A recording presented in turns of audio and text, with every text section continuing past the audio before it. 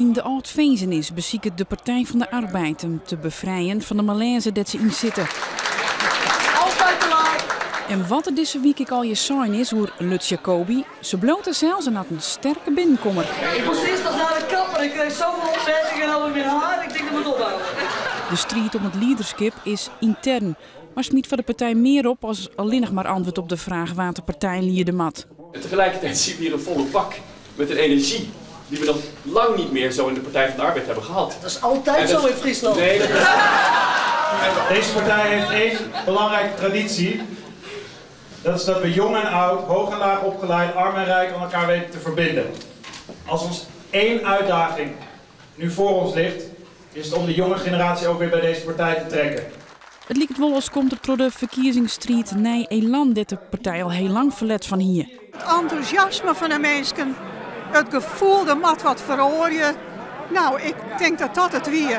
De mensen zitten erop te wachten dat het oorsmat. Daarvoor ben je lid van een bepaalde partij omdat je een bepaalde kant uit wil. En dat wordt hierdoor wel weer gestimuleerd.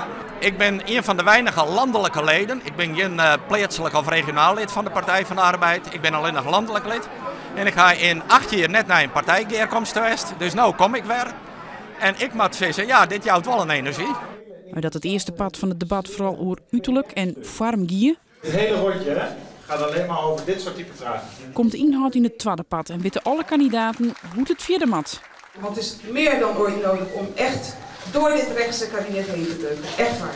De peilings lieten zien dat 44% van de PvdA'ers voor Diederik Samson kiezen zoeken. Hij leeft heel goed onder de mensen. Je moet wel heel sterk in je schoenen staan en meteen kunnen zeggen waar je voor staat. En dat kon hij wel heel goed. Ik hoop dat wij deze partij weer nieuwe energie kunnen geven en haar daarmee weer terug kunnen brengen daar waar die hoort. Gewoon als sterke volkspartij in het hart van de samenleving. De grootste winst dat de partij er weer sterk voor wordt.